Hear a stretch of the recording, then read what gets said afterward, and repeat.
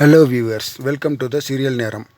இன்றைக்கி episode number 258 part 2 தான் பார்க்க போகிறோம். எடுத்தோடனே அந்த மண்டபத்துக்கு வெளியில் அவங்க 4 பேர் நின்றுட்டுருக்காங்க. ஜனனி, சக்தி, ரேணுகா, நந்தினி நின்று பேசிகிட்டு இருக்காங்க. இந்த மாதிரி மண்டபத்தை விட்டு நம்மளை வெளியில் அனுப்பிச்சிட்டு இவங்க மட்டும் ஜாலியாக ஏதாவது திட்டம் போட்டுகிட்டே இருக்காங்க அப்படின்னு சொன்னோடனே, சரி விடுங்கக்கா என்னென்னு பார்த்துக்கலாம் அப்படின்னு சொல்லிட்டோடனே, இப்போ அவங்களுக்கு ஜீவானந்தத்துக்கும் பார்கவிக்கு என்ன ஆச்சுன்னு ஒன்றும் தெரில, ஒரு மெசேஜும் தெரில அப்படின்னு சொன்னோடனே, நம்ம எங்கிட்ட போய் தேடி பார்க்கலாமான்னு சொல்லி சக்தி சொல்ல, இல்லை சக்தி கொஞ்சம் வெயிட் பண்ணுங்கள், எப்படினாலும் அவங்க கால் பண்ணுவாங்க, கொஞ்சம் ஒரு 5 நிமிஷம் வெயிட் பண்ணி பார்ப்போம் அப்படின்னு சொன்னோன்னே, சரி ஓகே வெயிட் பண்ணிகிட்டே இருக்கலாம் அப்படின்னு சொன்னோன்னே சரின்னு யோசிச்சுட்டே இருக்காங்க. யோசிச்சுட்டு இருக்கும்போது திடீர்னு சக்திக்கு ஹாஸ்பிட்டல்லேருந்து கால் வருது.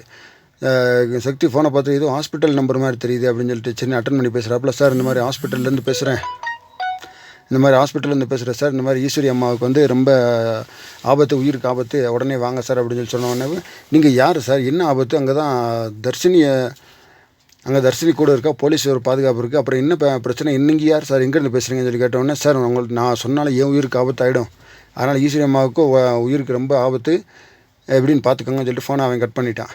உடனே என்ன சக்தி என்ன ஆச்சுன்னு சொல்லி ஜனனி கேட்க, இந்த மாதிரி அன்றைக்கி ரொம்ப ஆபத்துன்னு சொல்லி யாரோ கால் பண்ணுறான், அது என்னடா எங்கள் பாதுகாப்பில் யாருக்கும் என்ன பிரச்சனை சொல்லி கேட்குறவங்களையும் கட் பண்ணிட்டான் அப்படின்னு சொன்னோன்னே எல்லாருக்கும் டென்ஷன் ஆகிடுச்சு. சரி உடனே அப்படின்னா சக்தி நீங்கள் வேணால் ஆஸ்பத்திரிக்கு போங்க அப்படின்னு சொன்னோன்னே, அப்போ நீங்கள் போய் என்ன பண்ண போகிறீங்க அப்படின்னா, நாங்கள் இங்கேருந்து மண்டபத்தில் என்ன நடக்குது ஏது நடக்குன்றதை பார்த்துக்குறோம் அப்படின்னு சொன்னோன்னே, சரி ஓகே சரி பார்த்துக்கலாம் அப்படின்னு சொன்னோன்னே, சரி அப்படின்னு சொல்லி பிளான் பண்ணிகிட்ருக்காங்க. சரி ஓகே சக்தி நீ உடனே கிளம்பு, எதனால எனக்கு ஃபோனில் கான்டாக்ட் பண்ணி நான் அங்கேயே இருக்கேன், நான் அந்த ஜீவானந்த் பார்கவி நான் என்னென்னு பார்த்து கூப்பிட்டுக்கிறேன், நீ முதல்ல ஹாஸ்பிட்டல் போய்ட்டு எனக்கு அப்டேட் கொடுத்துட்ருங்க அப்படின்னு சொன்னோன்னே சக்தி கிளம்புறாப்புல. உடனே மேலேருந்து அவங்க 2 பேர் பார்க்குறாங்க, அறிவுக்கரசியும் கதிரும் பார்க்குறாங்க. அப்பா ஒரு டிக்கெட் கலண்டுருச்சுப்பா, இன்னும் இந்த 3 தானே, இதை நான் சமாளிச்சுக்கிருவேன் அப்படின்னு சொல்லிட்டு 2 பேரும் கதிரும் அறிவுக்கரசியும் உள்ளே போயிடுறாங்க. உள்ளே போனோடனே உடனே இவங்க அடுத்து என்ன பிளான் பண்ண போகிறாங்க அப்படின்னு சொன்னோடனே, இப்போ என்னத்தை அடுத்து மாப்பிள்ளை அழைப்பு தான் ஏதாவது பிளான் பண்ணிக்கிட்டே இருப்பாங்க அப்படின்னு சொல்லிட்டு இவங்க யோசிச்சுட்ருக்காங்க. அந்த சமயம் பார்த்து இந்த மாதிரி பார்கவிட்டிருந்தும் அறிவானந்தா சார்ட்டிருந்தும் கால் பண்ணவே இல்லை. அவங்கள எப்படியா நான் கூப்பிட போகணும், என்ன பண்ணுறேன்னு சொல்லிட்டு, சரி நானும் கிளம்புறேன் நீங்கள் பார்த்துக்கங்கக்கா அப்படின்னு சொன்னோன்னே, சரி ஓகேம்மா பார்த்துக்க அப்படின்னு சொல்லிட்டு, அப்புறம் ஒரு சில நந்தினி சொல்கிறா, பொறுமா ஜனனி பொறுங்க, ஒரு நிமிஷம் பொறுமா நான் அதான் பிளான் பண்ணுறேன் அப்படின்னு சொல்லிட்டு நேராக அந்த ஒரு காரு இருக்குது, அந்த காருக்கிட்ட போய், தம்பி கொஞ்சம் காரை விட்டு இறங்க அப்படின்னா, என்ன மேடம் என்னாச்சுன்னு சொல்லிக்கானே, இல்லைப்பா அந்த சாவியை கொடுங்கப்பா அப்படின்னு, இல்லை மேடம் சார் வந்து எங்கே போகணுன்னு சொல்லியிருக்காரு அப்படின்னு சொன்னேன். சார் என்னத்த சார், நான் போய் சொன்னேன் சார் அப்புறம் உங்களை இந்த மாதிரி திட்டிடுவார் செய்வார், அவரே மேலே கோவத்தில் இருக்கார், தேவையில்லாம் பிரச்சனை பண்ணாதீங்க, சாவியை கொடுங்கன்னு சொன்னோன்னே, இல்லை மேடம் சார் கேட்பார், அந்த சார்ட்டு நான் சொல்லிக்கிறேன் ஒழுங்கா சாவியை கொடுங்க அப்படின்னு சொன்னேன். சார் சார் தான் சொல்லி என்னை அனுப்பிச்சி விட்டாரு, சாவி வாங்க சொல்லி, உங்களுக்கு ஒரு வேலை இருக்குது அவங்கள போக சொல்லி அப்படின்னு சொல்லி சொன்னோடனே, சரிங்க மேடம் தான் மேடம் சொல்லி சாவி கொடுத்துட்றான். சரி ஜனனி நீ இப்போ தம்பி நீ அங்கே பின்னாடி போயிருங்க, நான் கொஞ்சம் பேசிட்டு வந்துடுறேன்னு சொன்னோன்னே, சரிங்க மேடம் சொல்லிட்டு அந்த டிரைவர் பின்னாடி போயிட்டான். போனோடனே சரி ஓகே அப்படின்னு சொல்லிட்டு ஜனனி இந்த மாதிரி இந்த காரில் போனால் யாருக்கும் சந்தேகம் வராது, அதுக்காக தான் இந்த கார்ஸ் கொடுத்துட்டேன் பார்த்துக்கணும் போயிட்டு வான்னு சொல்லணுன்னா அவர் கார் எடுத்துகிட்டு போயிட்டாங்க. அதுக்கப்புறம் அந்த ஜீவானந்தத்தையும் பார்கவியும் காட்டுறாங்க, அவங்க ஓடிக்கிட்டே இருக்காங்க மலை மேலே.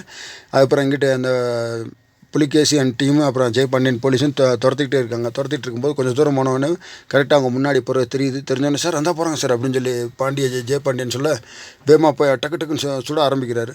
சார் என்ன சார் பண்ணுறீங்க, உயிரோடு பிடிச்சிடலாம் சார், எதுக்கு சார் சுடுறீங்கன்னு சொல்லி ஜெயபாண்டியன் கையை தடுக்கிறாரு. பேசாமல் இருக்க பாண்டியன் அப்படின்னு அவங்க மாறி சுட்டுகிட்டே இருக்காப்புல. பட் அவங்க தப்பிச்சு போயிட்டே இருக்காங்க. உடனே ஐயோ சரி வாங்க சீக்கிரம் எப்படிப்போ அப்படின்னு சொல்லி புலிகேசி சொல்ல, சார் இந்த பக்கம் எனக்கு அங்கிட்டு போகிறீங்க, மழையாக இருக்குது போக முடியாது, வாங்க வேறு வழியில் இப்போ அவனுக்கு காமிக்கிறேன்னு சொல்லிட்டு வேறு வழியில் கூட்டு போயிட்டு அங்கிட்டு போய் பார்க்கும்போது, என்ன பண்ணி எனக்கு கிடைச்சாங்களே, இல்லை சார் எங்கே போனாங்கன்னே தெரில, அங்கிட்டுன்னு சொல்லும்போது பார்த்தா கிடைக்கலன்னு சொன்னோன்னே, சார் கைக்கு வந்தது மிஸ் ஆகிடுச்சு அப்படின்னு சொல்லி டென்ஷன் ஆகிட்டே இருக்காங்க.